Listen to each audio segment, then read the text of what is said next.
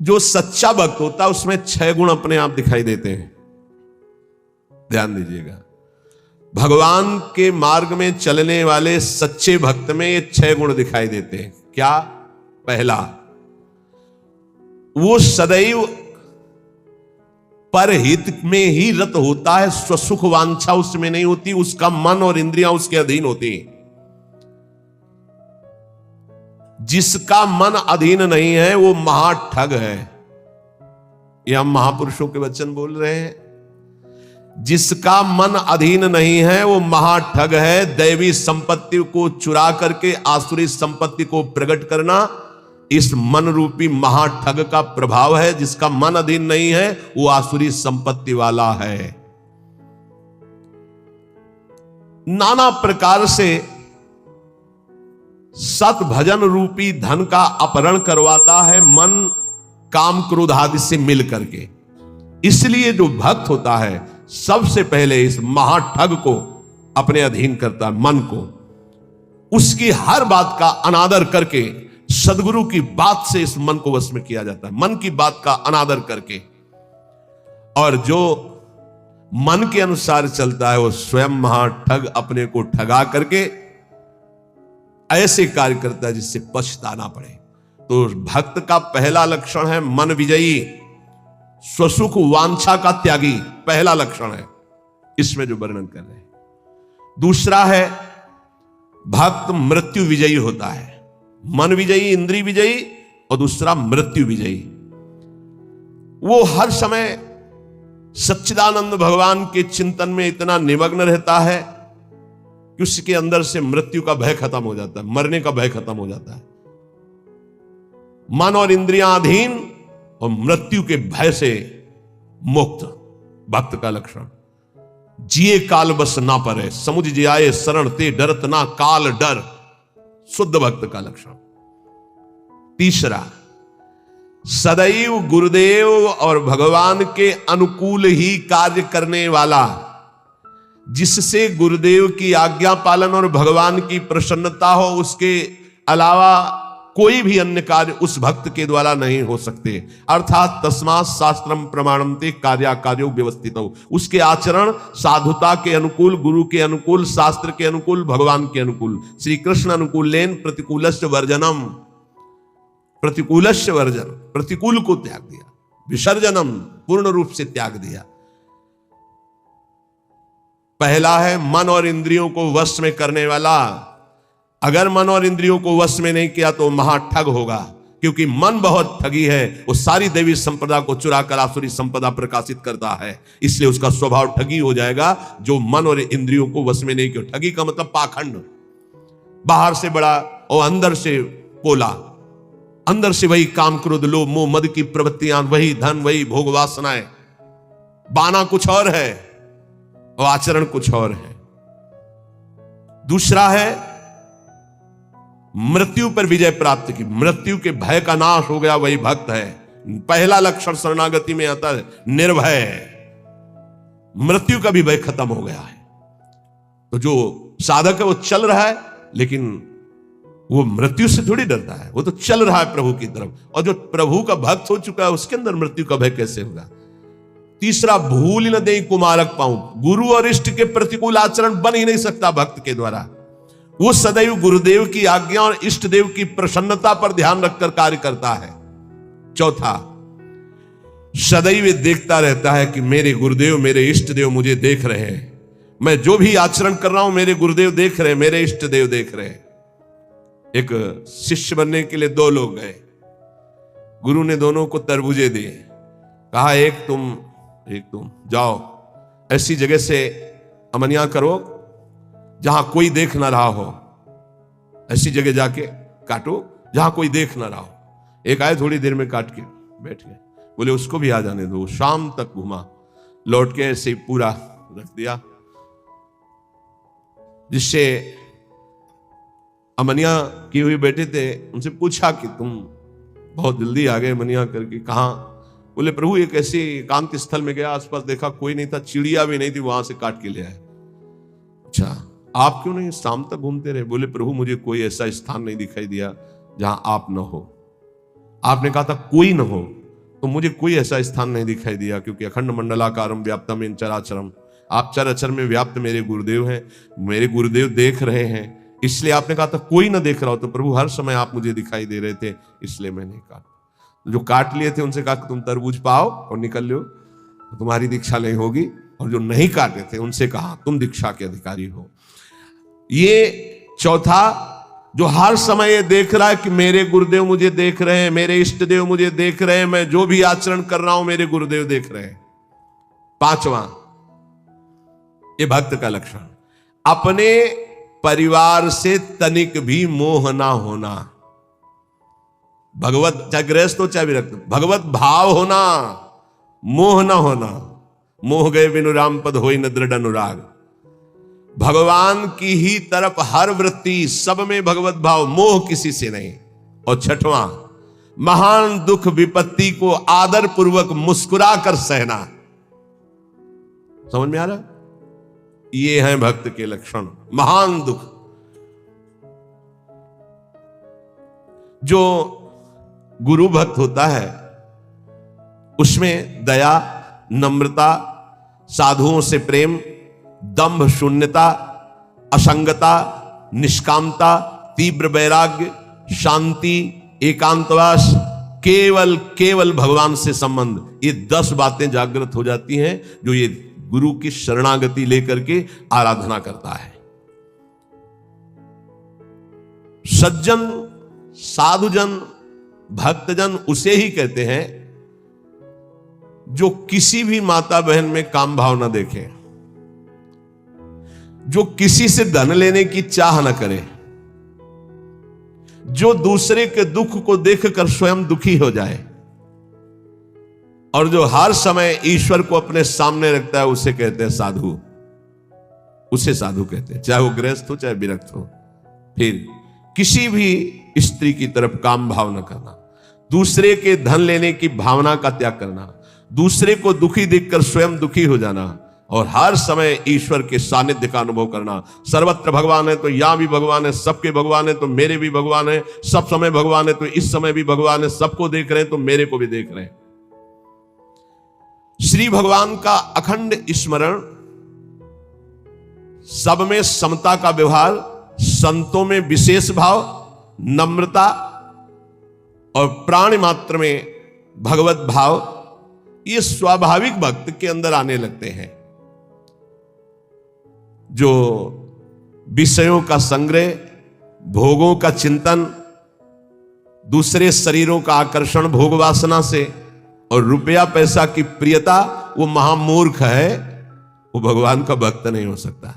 महामूर्ख इसलिए कि मूर्ख उसे कहते हैं जो कबाड़ बटोरता है, बुद्धिमान उसे कहते हैं जो कीमती वस्तु लेता है। कीमती वस्तु हरि नाम में भगवान को छोड़कर कबाड़ बटोर रहा है। भेष बहुत अच्छे व्यापारी का है और कबाड़ बटोर रहा है। भेषधारी हरि के उर्साले, भगवत ऋषि जी ने कहा है। जब तुम्हारे सामने धर्म और भजन की बात आवे तो उसे कल के लिए मत टालिए, तुरंत उसे स्वीकार कीजिए। और जब पाप की बात आवे तो तुरंत कल के लिए टाल दीजिए, उसको लंबा टाल दीजिए। शायद अभी बुद्धि ठीक नहीं है, उसको लंबा टाल दीजिए। लेकिन धर्म और भजन और सेवा की बात जब आवे तो उसे कल के लिए मत टालिए। अभी काल करे सो आज कर, आज करे सो आप पल के में परलय होएगी, बहुर करेगो कब। भोजन की चिंता का तनिक भी भाव भक्त के हृदय में नहीं होता, भोजन कहां मिलेगा। दूसरा, अर्थ की व्यवस्था से जीवन यापन करने का स्वभाव भक्त का नहीं होता। तीसरा, भयानक रोग आने पर मस्ती में कोई फर्क ना पड़े। चौथा, कोई भी संग ना दे तो भी असंग भाव में नित्य मगन रहे। ये भक्तों के लक्षण वर्णन हो रहे हैं। भोजन की चिंता का त्याग, धन की व्यवस्था से जीने की भावना का त्याग, भारी रोग की स्थिति में मस्ती में कोई फर्क ना आवे, भक्त का लक्षण। और किसी के भी संग में उसकी कोई रुचि नहीं है, असंगता का उसको सुख है।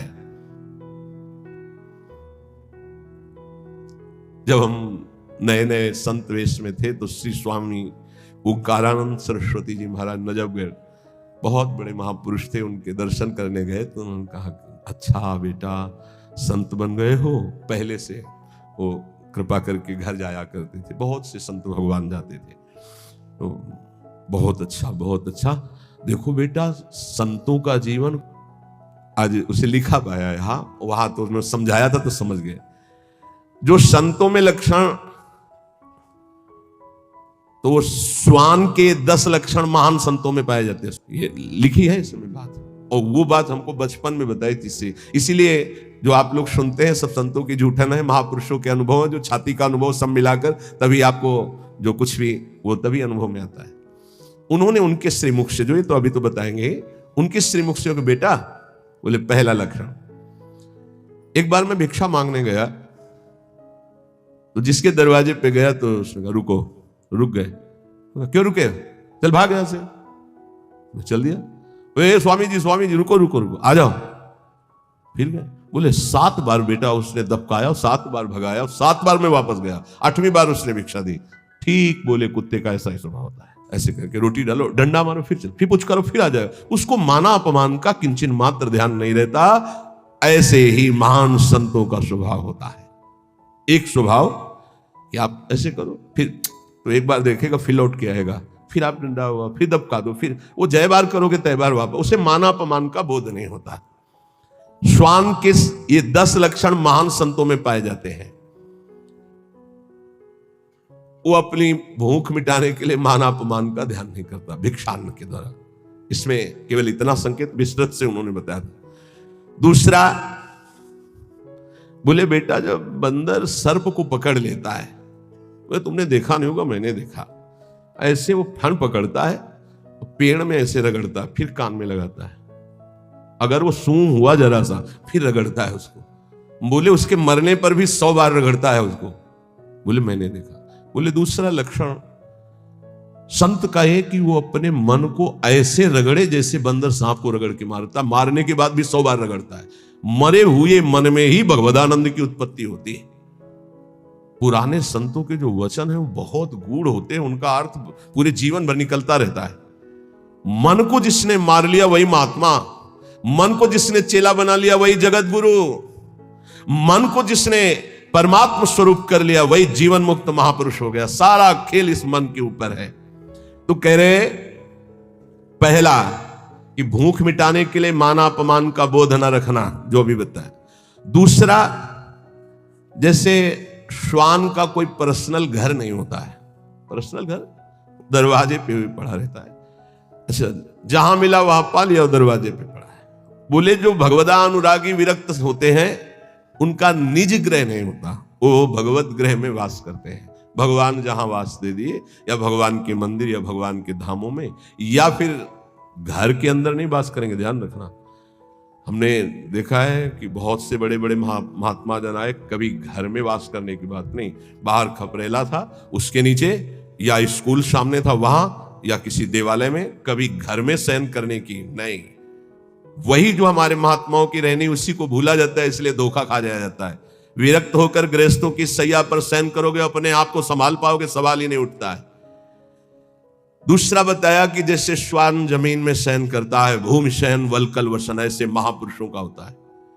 जैसे भगवान रखे वैसे जीवन यापन करते हैं, अपनापन कहीं नहीं है प्रभु के सिवा। तीसरा, भक्तों की निद्रा कैसी होती है? श्वान निद्रा तथैव च, बिल्कुल तस्मात् शास्त्रम प्रमाणम, श्वान निद्रा एकदम सावधान। ऐसी निद्रा, सदा सजग निद्रा में वो रहता है भक्त, सावधानी से। उसका ऐसा सोना नहीं होता कि कुछ कुंभकर्ण के अंश वाली नींद वाले होते हैं। कुंभकर्ण कैसी जगह है जानते? उसके पेट में बड़े बड़े भाले ऐसे सब, हाथी की चिगाड़ कान में। जब भूख लगी, भोजन की खुशबू गई, तब कुछ असर आया उसको कि तो ऐसे ही जब 11-12 बजे भूख का, तब भले नींद खुले, नहीं तो ऐसे ऐसे महापुरुष हैं कि निद्रा समाधि स्थिति 10-10 बजे तक सोते हैं। हमें लगता है कि अगर परसेंट जोड़ा जाए तो 80% ऐसे सोते हैं। 20% होंगे पूरे देश में जो जगते होंगे 4 बजे 3 बजे और अपनी साधना भजन में, नहीं तो प्राय ऐसे 2 बजे तक मस्ती की और फिर सो गए, 11 बजे तक सो रहे, और भगवान सूर्य उनकी आयु, श्री, कीर्ति, यश सबका अपहरण कर रहे हैं और उनको पता नहीं। भक्त की निद्रा श्वान निद्रा तथैव च। और इसके बाद कब वो दरवाजे से चला गया पता नहीं चला। इसे सच्चे संतों को देखा है अपने, हाँ, रात्रि में कब वो बिस्तर लेकर के निकल गए पता नहीं चला। प्रायः सुबह जब उनको ओम नमो नारायण करने के लिए गए तो तख्ते खाली मिला है। कभी ये बता के नहीं कि मैं जा रहा हूं, कभी नहीं। कहां जा रहा हूं, कभी नहीं। आए और गए। जब उनको जाना उठे चल दी, जैसे श्वान कब चला गया, क्योंकि उनका कहीं आसक्ति नहीं, कहीं अपनापन नहीं। पांचवा, केवल अपने इष्ट देव का ही भरोसा रखना, अन्य का कहीं किंचन मात्र आश्रय ना होना। जैसे श्वान भगवदीय भिक्षा से जीवित रहता है, भगवदीश। अब किसी को मन में है डाल दिया, खा ले, नहीं मिला तो पूरा दिन भूखा रह सकता है, रहते। स्वाद बुद्धि का त्याग करके तिरस्कार पूर्वक मिली हुई भिक्षा भगवदानंद को प्रकट करती है। कौन ऐसी भिक्षा पाना चाहेगा? वही जिसको भगवान चाहिए। स्वाद रहित तिरस्कार पूर्वक। कैसे कुत्ते को रोटी दी जाती है? ऐसे फेंक दी जाती है ना, या ऐसे जमीन में डाल दी जाती है। तिरस्कार पूर्वक स्वाद रहित अन्न भगवदानंद की उत्पत्ति करता है और दीनता का प्रकाश करता है। अगर कोई अपमानित करे और बार बार अपमानित करे तो भी उसके हृदय में उसके प्रति द्वेष ना होने पावे, ये श्वान वृत्ति से लिया गया। जब अवगुणी लोग तपस्वियों को, साधुओं को निंदा या अपमान या पिटाई करते हैं तो उनकी ओर पलट कर रोष भरी दृष्टि से कभी ना देखना। बहुत मारा तो रोते हुए चल दिया, बस लौट कर नहीं देखा। जैसे ये लक्षण संतों में पाए, और ये हमने स्पष्ट देखा। आपको ये तो लक्षण आज बता रहे हैं, तो कई बार बताया कि रास में हरगोविंद स्वामी के पांडाल में, यही भोगला के आगे बना हुआ है, संयोग वशात हम भी पीछे खड़े दर्शन कर, तो दिगंबर भगवदाकार स्वरूप रास ऐसे देख रहे थे, बड़ा ही हष्ट पुष्ट एकदम, और त्वचा एकदम, वो तपस्वी अलग ही दिखाई दे। पता नहीं क्या भगवान की लीला। एक पीछे से बूट पहने मारा एक लात ऐसे, वो आगे बस रास बिहारी को नेत्रों से ऐसे किया, मुड़ गए। 5-7 बार उसने दौड़ दौड़ के लात मारी, महाराज पीछे मुड़ के नहीं देखे। वो बलिहार है। किस कोट, अब कौन जाने कि किस कोट के अवधूत महापुरुष है, क्या अपना सर्वनाश कर डाला उसने। वो लौट करके नहीं देखे कि कौन मार रहा है, क्यों मार रहा है। और एक और खास वृत्ति श्वान में, वो ऐसे नहीं चलता, वो सदैव ऐसे चलता है। बोले जो भक्त होता है उसकी ग्रीवा झुकी होगी और नेत्र केवल उतने ही दर्शन करेंगे जितने में पैर पड़ना है। ऐसे नहीं चलता, ऐसे चलता है। ये सारे लक्षण उसमें आ जाते हैं। आदि श्री गुरुदेव शरण दृढ़ करि विश्वास संभारे, ता पीछे प्रतीति नाम श्री धाम मनोहर धारे। सबसे पहले जो गुरुदेव की शरण होकर उनकी आज्ञा पर चल पड़ा, और विश्वास जो गुरुदेव ने नाम दिया, मंत्र दिया उस पर, तो गदगद बानी पुलक तन नयन नीर मन पीर, नाम रटत ऐसी दशा होत मिलत यदुबीर।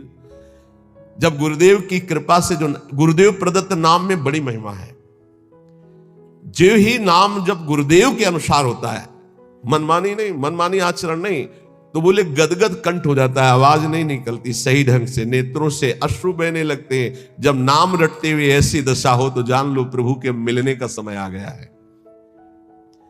नवधा दशधा परा रस रूपा भक्ति विचित्र, विविध भाव अनुराग सुख नामाधीन सुमित्र। गुरु जी ने जो नाम मंत्र दिया उसी से नवधा भक्ति पूर्ण हो जाएगी, दशधा प्रेम प्रकट हो जाएगी, परा सर्वत्र भगवत तत्व का बोध हो जाएगा, और रस रूपा प्रियालाल की लीला में प्रवेश हो जाएगा। उसी से सब हो जाएगा। तुम पकड़ो गुरु जी के प्रदत्त जो नाम है, मंत्र है।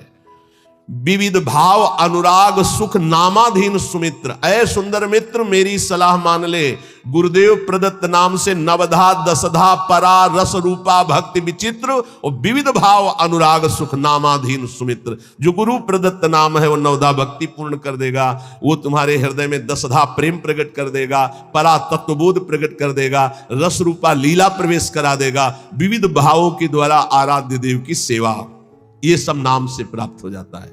जौलो रग रग से नहीं सुधन नाम निज सार, निकषत परम प्रकाश में मधुर मोहब्बत यार। ए मित्र, जब तक तुम्हारे रोम रोम में नाम की धड़कन नहीं समा जाएगी तब तक ये मोहब्बत नहीं होगी प्रभु से, प्यार नहीं होगा प्रभु से। इसलिए रटिलो मन मन लीन सहित श्री नाम ही तोलो। सब कलम से एक भक्त ने प्रश्न किया कि दिन दूना रात चौगुना भक्ति बढ़े, ऐसा साधन बताइए। एक ही ऐसा साधन है, मन मन से, बस नाम मन मन से। अगर दिन दूना रात चौगुना भक्ति न बढ़े तो आप हमसे बताइएगा। ये सब बाहरी सेवाओं का, बाहरी कार्यों का फल है कि आपका अंदर का चिंतन तैल धारावत इष्ट देव में हो जाए। पूरे जीवन के लक्ष्य की बात कह रहा हूं। हमारी गुरुदेव भगवान के प्रदत्त यही बचपन से निष्ठा बन गई थी कि एक भी श्वास खाली नहीं जानी चाहिए। बस ये अहोभाग्य कि हमें गुरुदेव भगवान ने बचपन में ही ये सूत्र डाल दिया था, एक भी श्वास सुमिरन के बिना जाए तो धिक्कार तुम्हारे जीवन को। तो ना माला में ना गणना में इस पे हमारी कभी रुचि नहीं रही। गायत्री जी के सिवा गायत्री अनुष्ठान के लिए जो नियम दिया गया था उसमें गणना थी कि उसका पुरस्चरण पूरा करने के लिए इतने माला, इतने घंटे, वो छोड़कर इसके अलावा कभी गणना में नहीं बुद्धि रही, श्वास पे बुद्धि रही। बोले जब मन और मन दो मन है, एक है जो असत मार्ग में जाता है और एक है जो सत मार्ग में। वही मन जलता है कि मैंने ऐसा क्यों किया, और वही मन करवाता है।